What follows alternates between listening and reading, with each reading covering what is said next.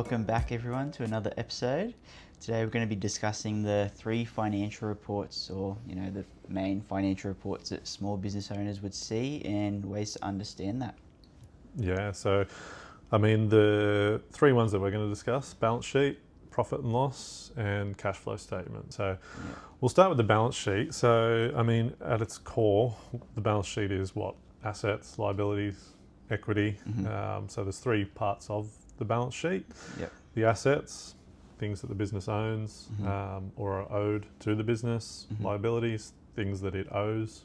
And equity is the wealth essentially built up in that business. So those are the three parts of the balance sheet. There's a bit more complexity to it, but do you want to go into, I guess, what the different assets, liabilities, equities, some things that are sitting in those areas? Yep. So assets is usually broken down into cash or cash equivalents, current assets and non-current assets. So it can be a bit complex. It's very accounting heavy, accounting based, but we were drilled into this through uni and all our other courses that we've done, of what a balance sheet is. So it's completely understandable when you're starting a business to not understand this stuff, because you didn't go through 3 or 4 years worth of uni to figure all this stuff out. But to put it simply, the first part of assets would be cash or cash equivalents, so the cash at bank, or if you have bonds, quite commonly for small businesses, usually just cash at bank and petty cash or cash on hand.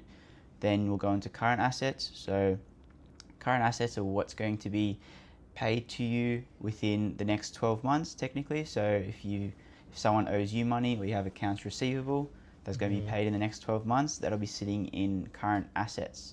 Then we've got non-current assets, so assets that, things like property, plant, equipment, motor vehicles, those things, you're not actually receiving any money for them. They're just an asset that needs to be shown on the balance sheet. So, a company, if you bought a $100,000 car, it needs to be shown that you actually own a $100,000 car. So that's usually put under non-current assets or sometimes fixed assets. That's sort of how the value is shown for the business that owns those assets. Then when we go into liabilities, it's the other way around. So instead of money that you're receiving, liabilities is money or cash that's going out. So accounts payable, for example, if you've got an account with a supplier. We talked about this quite a bit in our last episode for cash flow, but this is where it sits on the balance sheet. It'll be under accounts payable or trade creditors. And that's pretty much the money that you owe within the next 12 months for a current liability. And then a non-current, it'll show the amounts owing past 12 months. So if you've got, for example, a loan on a motor vehicle, you'll have the next 12 months amount owing in the current liabilities, and then the remainder of that loan in the non-current liabilities. So like a 4-year loan, you'll have the first year showing on current liabilities, and then the last 3 years on non-current liabilities. And that's to show what the business owes in the next 12 months, and then the non-current liabilities show what the business owes after that. So that's a bit of a breakdown on assets and liabilities. And then equity is going to be retained earnings or share capital. So if you have a company, you kind of need shares in that company, and that's shown on the balance sheet. So for example, it might be 2 shares at $1 each, and you have $2 in share capital. Or it might be the other way around, where you've got $100,000 shares at $1 each, and you've got $100,000 shown on your share capital account in equity. And then there's also retained earnings. So retained earnings is just the earnings from the profit and loss that gets rolled into the balance sheet. And usually that balance is the accumulation of multiple years of earnings from the profit and loss. So to put it simply, it's kind of just all the retained earnings throughout the years that are shown on the balance sheet.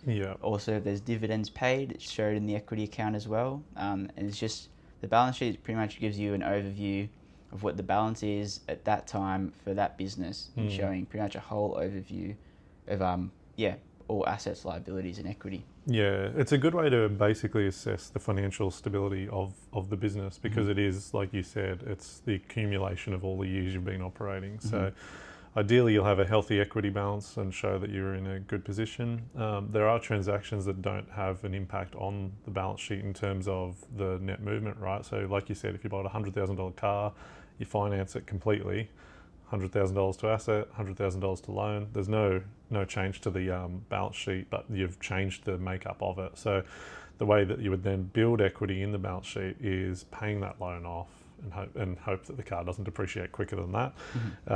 So yeah, that's the balance sheet. Great tool to understand the financial stability of the business. I was going to say, just to touch on that, just some tips as well for the balance sheet to understand it. When I was mentioning the current assets, current liabilities, current assets kind of what your cash you have or cash is going to come in.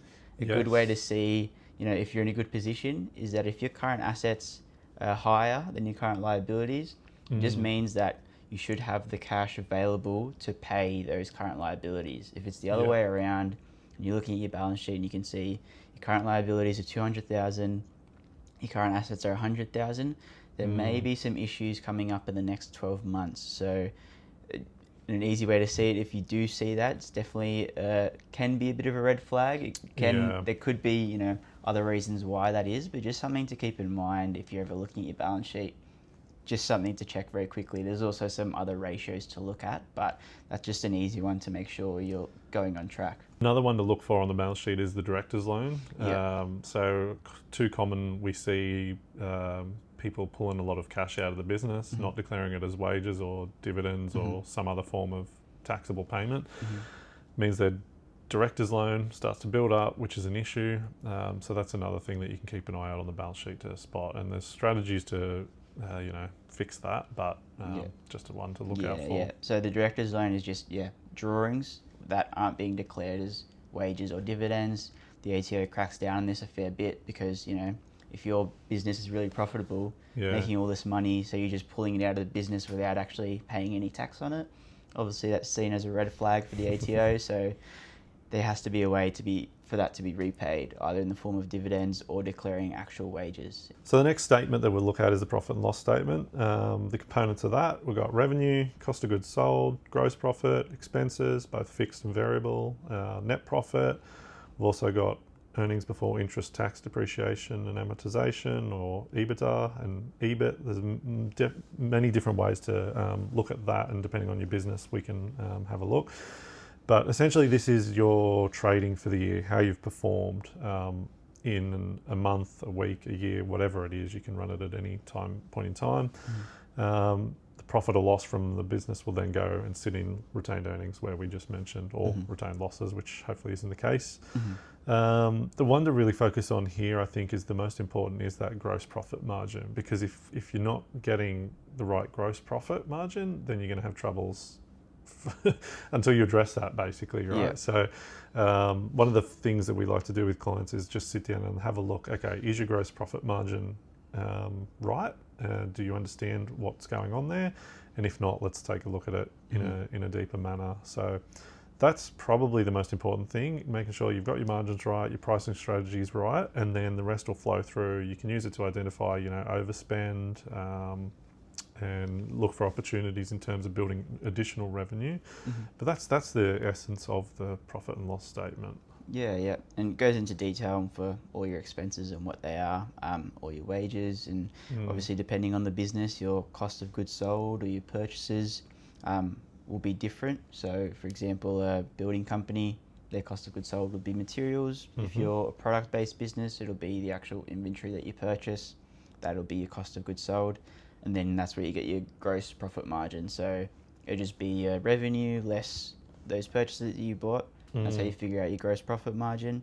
Usually stays quite stable if your pricing stays the same. So for example, even if you have $1 million in revenue or $2 million in revenue, a lot of the time the gross profit margin stays, quite the same. So ideally the margin that you make, or the gross profit, covers all your other expenses, like your advertising or your wages. Those aren't exactly direct costs, so they go into your fixed or variable overhead expenses, they're usually called. And then from that you get your net profit, and usually that's what you get taxed on for income tax at the end of the year, less some adjustments, but that's a bit more complex and more of the tax side of it. So like you were saying there, with the gross profit margin staying the same regardless of the level of revenue, that's a red flag. If revenue is increasing and your gross profit margin is decreasing, then we need to have a look at what's going on there, because we want to try and maintain that gross profit margin and or improve it, because as soon as that starts dropping, we're going to have problems. That's something we can look at in terms of pricing strategies and things like that. But yeah, gross profit is one of the most important things. But yeah, that's essentially the P&L. Yeah. Usually what most people look at, and they'll say, if it's at a loss, why is it at a loss? It's a lot of people find that profit and loss much easier to read than a balance sheet, just because all the information's there. It's not classed as assets, liabilities, and equities, and making it difficult to understand. It's quite easy. You can see your profit, your revenue's here, your expenses are here. That's your profit. Quite easy to understand. And if your gross margins aren't right, then it'll show in that profit and loss. So if your gross margin is, for example, 60%, and you made $1 million in revenue, so you've got $600,000 in gross profit, but then once you go further down to the net profit, you found that you're actually at a loss. It's not always the expense that are the issue. Maybe you need to raise your revenue. So if you're at $2 million in revenue, you'd have 60% of that, which is $101,200,000, and then that should cover all your expenses, and then that would be sort of that break-even point would be where you'd be able to find where you go from a loss to a profit. Yeah, so it's important to understand your break-even point, and I think it's something you should definitely work on to understand what it is. Work out what your fixed costs are, then your variable costs as well. But yeah, work out what your cost of goods sold are, and make sure you've got that gross profit margin to cover the fixed costs, because as you scale the sales volume, if your gross profit margin isn't right, then it's not going to make a huge difference, right? If you sell $1 million, $2 million, $3 million, $5 million, but your gross profit margin's wrong, you're just going to just cause yourself more headache, basically. Yeah. And a good thing to note with profit and loss statements, we find this coming up quite a bit, is that there's a difference between accrual and cash accounting. So accrual is if you've sent an invoice, it'll show on the profit and loss, even if you haven't received the cash for it. So some people don't understand that the profit and loss isn't always just the cash in, cash out. That's more shown in the cash flow statement. The profit and loss is more invoice out or bills received. Yeah. And so that brings us to the last statement, the cash flow statement, and probably arguably the most important one of the three. Yeah. Well, I mean, our last episode went into a lot of cash flow stuff, so we'll only touch on it at a high level, but this is probably the most important. So if your cash flow is not right, you're going to have troubles just all the time. So cash flow statement essentially shows you, the position of your cash. You might be profitable, but have no cash. This will hopefully tell you that. Something that everyone should have an understanding of. Yes, it can be complex, but they should have an understanding of the impact that different transactions have on the cash flow. So, they always say cash is king, and revenue is a bit of a vanity metric. So understanding, I've got $100,000 profit, but I've got no cash. Well, okay, why is that? Is it going into debtor? Is it sitting in debtors? Sorry. Is it going into inventory, or is it going into assets that are growing the business? And is it going to be a continuous problem, or is it just something you're in a growth phase, or you're in a whatever it is? So cash flow statement is a really important statement to be across. Yeah. And it kind of just shows where your cash is going. A lot of people sometimes they ask the question, where's all the cash? It shows I have a profit on my profit and loss. But that cash flow statement really breaks it down, actually shows you where it's going. If you can see that you're drawing money out of the business, but you're not declaring it, well, that's where your cash is going. It's not going to show on the profit and loss if you're not declaring wages. So that kind of breaks it down and shows where all the cash movement is, and it shows you your cash balance at the end of that period. So if you do like a monthly cash flow statement for the last 12 months, you can see, January, this cash came in, this cash came out. You can go into more detail and see where the cash came in and where the cash was going. Maybe you had a big bill and that's why you had negative cash flow that month, or it makes it a lot easier to understand the cash side of it, because it's different to the profit and loss. There's parts of some cash that goes out that's not shown on the profit and loss, like your repayments for assets or things like that. It won't show on the profit and loss. It's shown on the balance sheet, and if you don't understand the accounting side, this is a good place to see where it actually goes. Yeah, I think one thing you should do is just every month have a look at the three, right? So, okay, is my gross profit margin right. Am I making a profit? There's the P&L. Is there any overspend in expenses? So ideally have a budget. Compare a P&L with budget, and then just check those few metrics. Have a look at the balance sheet. Okay, are the ratios right? Is my current ratio all right? Is equity improving?